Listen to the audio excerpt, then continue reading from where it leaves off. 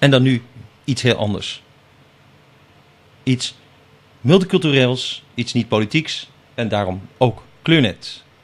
Sacred Sites, een gesprek met Martin Gray, iemand die de hele wereld afreisde om foto's te maken van heilige plaatsen. Goeiedag.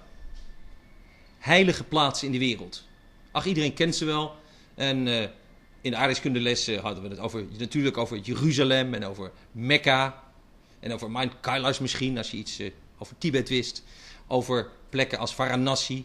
Over de heilige plekken op deze wereld. Stonehenge, iets dichter in de buurt. Maar misschien is de Dam in Amsterdam ook wel een heilige plek. Sacred Sites. Zo noem je dat in het Engels. Heilige plekken op de wereld. En we praten met Martin Gray en hij is fotograaf. Maar hij heeft ook zijn hele leven eigenlijk een soort belangstelling gehad voor die heilige plekken. Hij is reisorganisator geweest, maar hij heeft ook 10 jaar in een soort ashram gezeten, in een soort klooster. Een hindoeïstisch klooster. En gaandeweg heeft hij een soort fascinatie ontwikkeld met die heilige plekken. En als fotograaf is hij daar naartoe gegaan. En dat deed hij lopend op de fiets. En daar zijn allerlei avonturen natuurlijk uitgevloeid. En hij heeft een website en daar gaan we beelden van laten zien. Maar Martin Gray is dus een soort wereldreiziger die gefascineerd is door die vreemde, mysterieuze plekken, die heilige plekken op de wereld. Nou, we gaan met hem praten over zijn reizen en zijn ervaringen. En dat doen we in het Engels, want hello Martin, welcome to the show. Hello, Luke. I would say you're English, but I don't even know whether you're English or... Have an American passport. And you were born in America? Yeah. But you've traveled all the world. In the last 18 years, it's about 80 countries, yeah. Okay. So there's two things. There's the fact that you got fascinated by sacred sites. And now the second thing is that you took pictures, made slideshows. You have a whole website with objects and pictures and everything concerning those holy places. And so now you travel around the world telling about holy places. Well, still I'm pretty much consumed with the research, but every so often when I go back to the United States or South America, I do a lot of slideshows. But I've been trying to complete this global coverage of photographs of sacred sites. Yeah. We're here in Holland. What are the sacred sites that... Well, I came here actually just to meet some friends, and then I'm going on up through Denmark and Norway, Sweden, Finland, and down into Russia and the Baltic countries and Poland to photograph a number of sites there.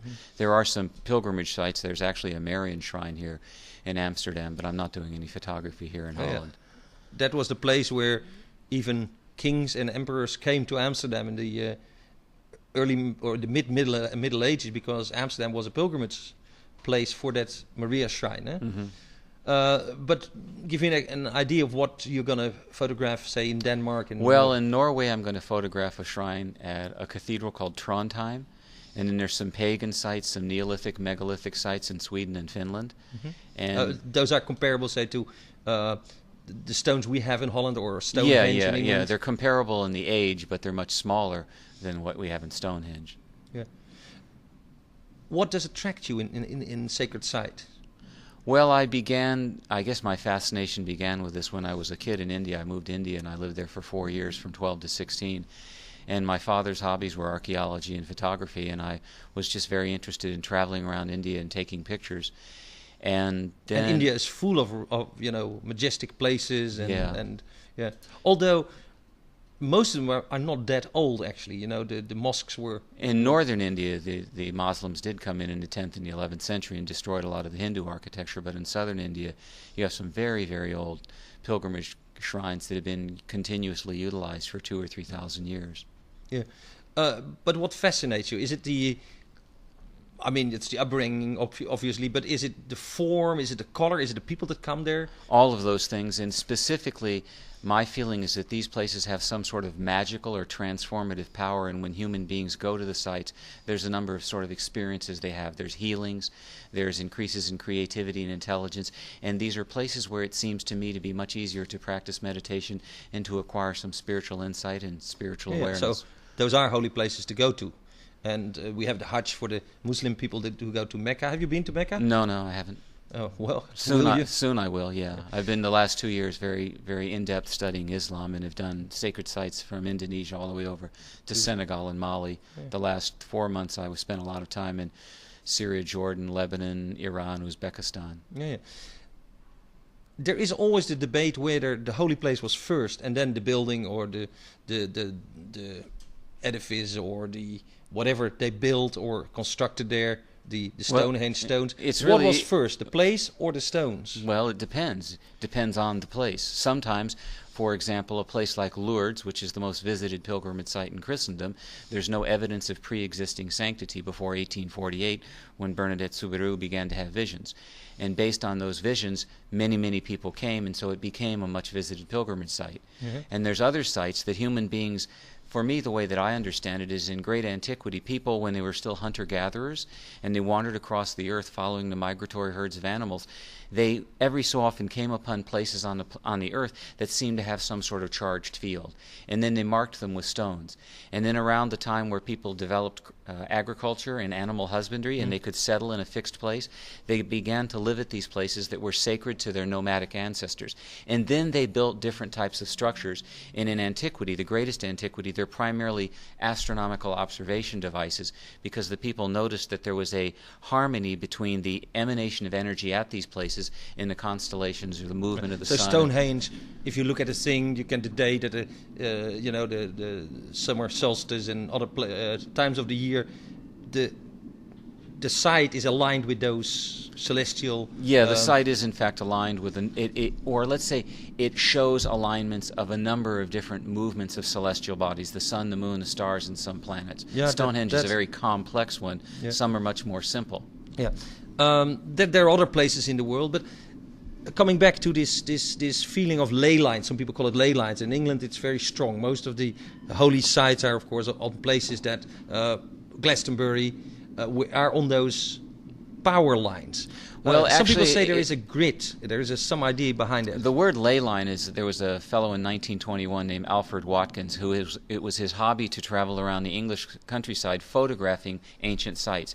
And one day he noticed on a map that he could draw straight lines between these places. And he thought these were lines left by Romans for commercial transportation purposes, so he called them ley lines. Later in his life, he stopped using that term and he just called them straight tracks. There seems to be, and that's the operative word here, there seems to be the possibility of some sort of grid on this planet upon which some of the power places are located. Not all power places with a geophysical energy have become sacred sites. Yeah. And not all sacred sites, in fact, have a terrestrial power. Yeah. But there may be a grid. We don't know enough about it yet to really say so, but there may be some sort of grid. Yeah. Some research has been done, and places like Jerusalem were on a grid, and Hawaii and other places. Would you think that what the people thought in those old days, like it was beneficial to live on those places, is still true? It depends upon the places. Some of the places have a very, very charged energy that if a human being spent a lot of time there, it would be very disturbing. But other places, it's very beneficial to go to. A lot of these sites, they were originally pilgrimage sites, and nobody lived at them. But then social services in social centers grew around them as different people came to provide for the pilgrims. You mean you have to go there to pray, but you have to eat too, and then... Exactly, and then a village and then a city would grow. Yeah. There's also a theory that says that these holy places were landing places for outer spacecraft, UFOs, foreign intelligences, whatever. There are some rock inscriptions and some carvings and petroglyphs and pictographs in various parts of the world that we can't decipher, that there's figures in them and icons in them that we don't really know what they mean. But in my opinion, so far, there's no one that has conclusively shown that there is, in fact, extraterrestrial visitation at these sites. Mm-hmm. Okay. Some of these places have not only a feeling of some power, but you can actually measure it, and not only by your... But the magnetic and electric forces, and I think, where was it? In America, do you have, what's the most holy place? In Sedona is a very Sedona, well-known. Yes. Where you have those strange rock formations, the Bell Rock and whatever. And people have actually measured that the magnetic field of the Earth is a little bit off there. Or you could say it peaks at those places. Yeah, well, I think the world expert in this study is an English fellow named Paul Devereaux, and he's run a project called the Dragon Project for a number of years where they measure the different geophysical anomalies at the sacred sites 365 days a year, and they have found in the inside of various stone rings that there are, in fact, anomalies that can't be otherwise accounted for. In Sedona, where I've spent a good bit of time, the whole area is red, as you know, and there's a great deal of iron oxide there that is rusting. And perhaps that's why there's such a strong variation in the magnetic field. Yeah. But there are also in Sedona, it's very interesting, there's specific areas around Sedona where there are vortexes of energy. Yes, and you can feel that. I've been there in your hair sometimes, right? And maybe it is because people tell you that you're going to have a certain feeling, that you go there so you have the feeling. But I also experienced that. I walked, and later we found on the map, and I said, well, this is a strong, strange place. And then later we found on the map that was the exact place. So I don't know. I tend to agree that there is something special.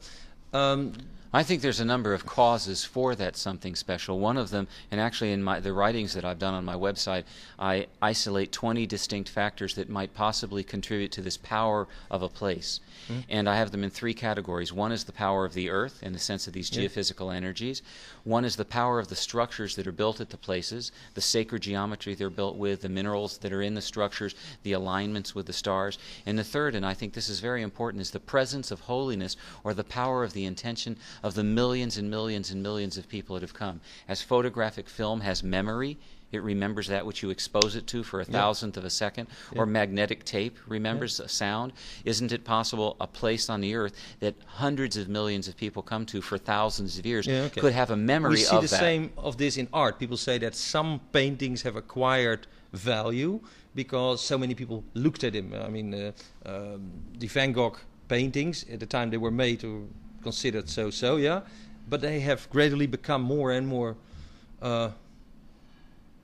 powerful. And when I go there now, and whether it is the fact that I've seen Starry Starry Night so many times, and then it comes to you, and but there definitely is a very strong feeling for me in some art objects. The same goes for Buddhas. People say that if you have 2 Buddhas, and one you put away and nobody looks at it, and the other one you put on a prominent place where millions of people look at it, that after a while the one that has been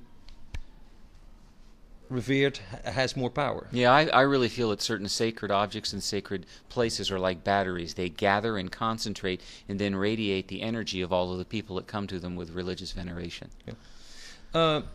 Not long ago there was a man here who said that the world is going to change, that he foresaw that society would go through some dramatic changes, and he said that of course America would, which was interesting, he said North America will join with Russia over the Bering Strait as one of the power blocks, and there will be a Japanese-Chinese power block. And he said, but then there will be a whole, what you would call a Bible belt, but he said it's more of a religious belt across the middle of the earth, starting in Varanasi, Benares, going to, say, Morocco. And he said that will be the area where that will turn into religious industry. Their money will come from visit, and we can already see that. Places like Benares, places like Mecca, places like Jerusalem are, of course, major touristic industries. And he said that will be their economic activity, is that the rest of the world will visit those places for the sights and the holy feeling. Does that rings true? No. No? No, I don't think you're going to see a bonding of America and Russia, nor of Japan and China. And there's many visited sacred sites out of those tropical latitudes, and they're just as vital as the ones in the tropical latitudes. Mm-hmm. Which of the sites you have visited was the most powerful? I couldn't say that. I've been to over 1,200 of them in 80 countries, and they have different qualities. Just like on the body, there's many acupuncture points, but some of them correspond to the liver, the lungs, the heart, the small intestine. So and the same powerful thing on is maybe not the right one. Which one did you like most? There's a collection of them. I'm often asked that. There isn't a particular one that touched me the most. Give me a few. Come on, we have to travel this summer. Where would you like to go? What country? Maybe South America. You have traveled a lot there. So in South America, there's one of the most important shrines is Tiahuanaco near Bolivia, and Copacabana. There's a Christian or a Marian shrine there, but it has pre-existing sanctity before the Christians came. Then certainly some of the Inca sites, but a lot of the early Inca sites were sacred sites before the Inca came there. The Inca only took over them. And then one of the interesting things is in most of the countries in South America, there will be a national pilgrimage shrine. And they were often, again, sacred sites before the Christians came, and the Christians just took them over. In Colombia, there's a fascinating place called San Agustin, where there's these very, very unique, enigmatic stone carvings in the hills, the forested hills. And then Peru has so many of them. On my website, there's lots of maps and many Cusco writings places, about it. yeah? Cusco, the Coricancha in Cusco is a wonderful place. And what about, say, Middle America?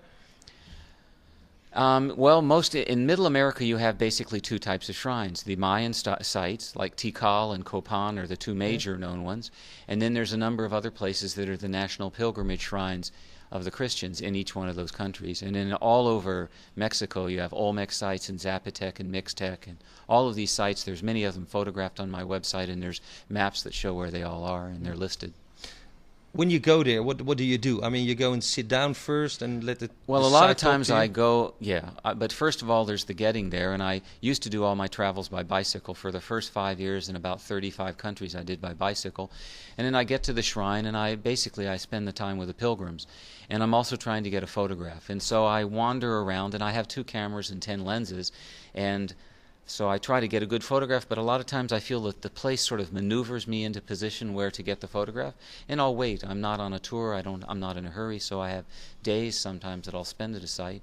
And then I interview the pilgrims, and I a lot of times sneak into the place, the churches, the temples, the mosques at night, so I can have the whole place to myself. I'll go in and I'll spend the night. And I practice meditation there, and I read, and I juggle, and I just spend the time there so that the place can influence me in whatever way it will. Now, you not only were raised in your early childhood in India, but you have been part of a religious movement there for a while. Well, I was associated with a particular Indian guru that came over to Europe and the United States, and then I went over to India, and I spent some years in India in a monastic situation there, and then back in the United States also. So, would you say that has primed you for the experience? Very much so. There's a woman who wrote a book called Paralandra, which is about her communication with the elementals of the earth. And one time she was asked why the information came to her. And I've often been asked that myself, and I give the same response that she gives, and that is that I've had a very, very long-term and very deep exposure to meditative practices, and I have this very deep, deep yearning to be of service to this earth. I love this earth very much for some reason, and I've seen so much degradation on this planet, and I wanted to do something to bring more consciousness here so that people would take care of this earth more. And so those two things, I think, predisposed me to the possibility of the spirit of the earth speaking to me at these sites. You mentioned elemental spirits. Do you feel them? I think I do. I've gotten more and more sensitive over the years of being at these places, and to me fields have become something. In a field, Paul Devereaux has a wonderful explanation of it. He calls them non-material regions of influence extending in space, continuing in time. And Rupert Sheldrake has talked a lot about morphic fields, that all species, all different rocks, all different entities coming out of the same species have a field about them. And I feel that I've gotten very sensitive to those sort of things, especially at the sacred sites. As you're getting closer to a sacred site, and I don't think it's just my anticipation. There's actually something that I can feel. Is it one power, or can you say I feel different powers at the same site? I'd say it's probably one power, and yet it's acting through different places that themselves somehow contribute to a quality of that power. Just like there's one energy circulating around all the acupuncture meridians, but it has a different quality depending upon which meridian it's passing through. Would you say, maybe this is a force field or whatever, but is it a frequency where some people resonate with that frequency, and you would say that by meditation you've learned to open yourself up to that frequency? I think all people resonate with it, but some do it consciously and others aren't even aware of it. These places are already the most visited sites on the earth as contrasted to cities where people live. But most people are going due to the momentum of religious tradition or modern day tourism, and they're just clicking their pictures. The Buddhists go to Buddhist sites, the Christians go to Christian sites, and they don't really understand that there might be a power of the earth, and they're just practicing sort of rituals by rote. But if every so often when you're at these places you see people like myself who they don't look like religious pilgrims, and they're not tourists, and they're spending more time there. And these are the type of people that I think really consciously resonate with the sites. You're kind of groupie then. Yeah? Yeah. A side groupie. Yeah, I guess you could say that. And you want to have all of them in your databanks, well, both in your mind and on a picture. Another reason that I do that is if you think about the art museums here in Amsterdam, I've been in those museums and they're climate controlled. And the pictures are protected. But if you go to Athens, Greece, the acid rain is destroying the Parthenon. So UNESCO has already made a lot of these sites World Heritage Sites, but I feel that we need more public and governmental attention to protect them. Protect them, yeah. And your pictures help. They But help. there's two sides to that, because if you would make a picture of a site that's, say, up till now fairly unknown, but is like really dramatic or beautiful or whatever, you would entice people. This is true.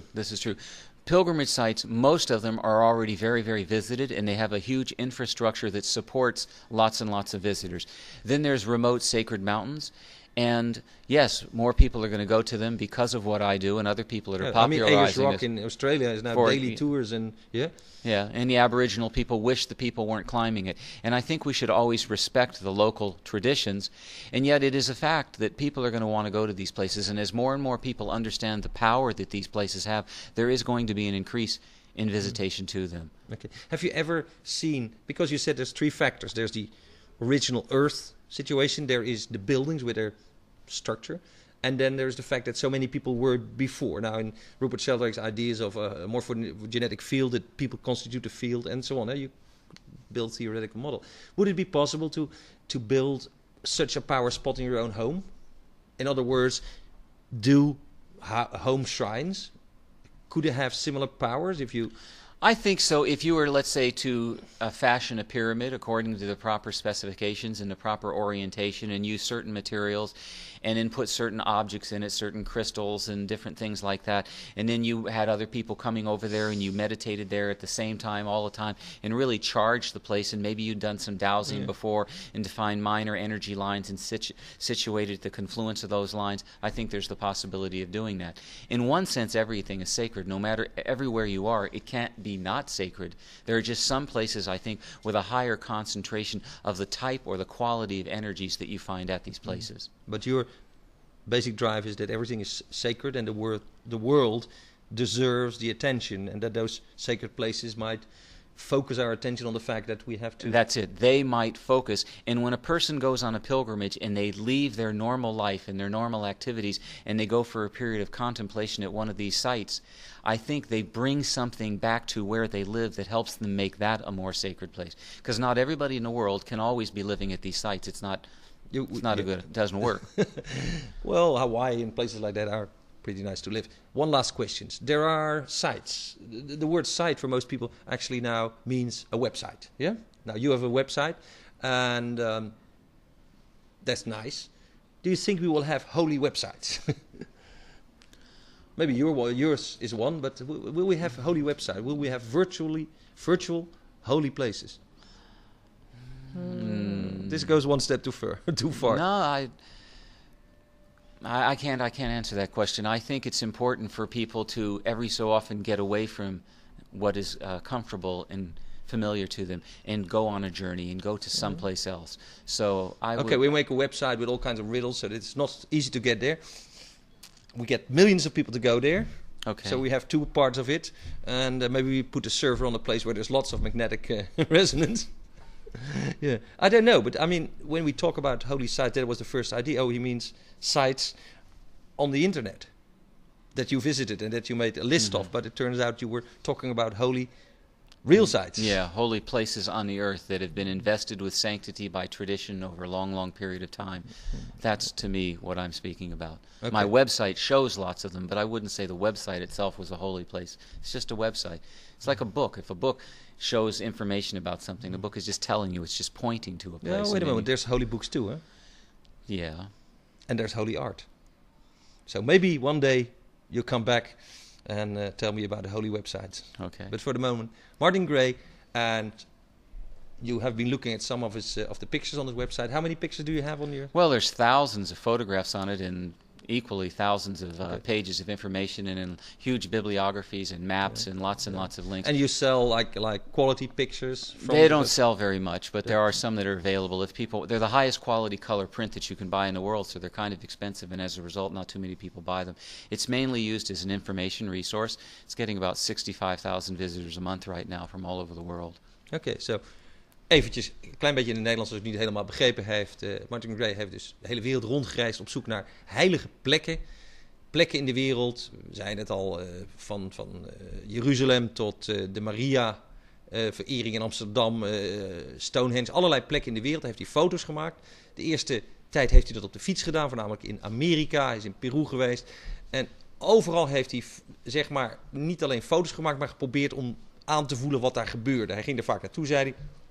Niet 1 dag, maar een paar dagen ging hij er zitten, aanvoelen wat de plek deed, wat de mensen deden. Hij heeft een theorie dat er 3 invloeden zijn. De aarde, zeg maar de geofysische kwaliteit van iets. De kwaliteit van de bouwsels, die ook een bepaalde vorm kunnen hebben, heilige vorm. De heilige geometrie, zeg maar een 9-hoek of een 7-hoek of een bepaalde bolvorm. En, zegt hij, en dan de miljoenen mensen die naar zo'n plaats komen, die geven ook energie. Nou, hij heeft er een heleboel bezocht en hij heeft een website waar u ze op kunt zien. Dus als u eens wat plaatjes wilt zien van heilige plekken op deze wereld. En we hebben het even gehad over heilige plekken op het web, maar die zijn er nog niet, maar misschien gaan die nog komen. Maar hij heeft dus een hele, ja, hij geeft je inzicht in wat er allemaal heilig is op de wereld. En wat ik dan even zei, dat is heel jammer eigenlijk. Het leuke is dat je het kunt zien, het leuke is dat je er ook naartoe kunt gaan. Het jammer is dat als iedere plek bezocht zou worden door nog meer miljoenen mensen, dat het natuurlijk ook allemaal weer schade doet aan die plekken, want de mensen zijn niet zo goed voor gebouwen, voor de infrastructuur. Aan de andere kant, zei hij, die plekken zijn al eeuwenlang bezocht, vaak heel lang bezocht, door grote groepen pelgrims, hebben daar voorzieningen voor, dus waarom niet? Een gesprek dus over heilige plekken in de wereld. Thank you, Martin. Thank you. En dat was het weer bijna voor Kleurnet. Nog even commercials en dan gaan we weer 2 minuten terugspoelen. En laten we nog even opwijzen. Kleurnet moet per 1 september van de APR van de buis verdwijnen. En UPC schaart zich achter dat advies. Dus het ziet er naar uit dat we gaan verdwijnen. En dat is heel jammer. U kunt wat doen. www.kleurnet.nl. Daar vindt u alles om te protesteren. De namen, de e-mails. En anders misschien een briefje. Of bellen met de APR. Of bel met ons 6202 970. Help Kleurnet redden.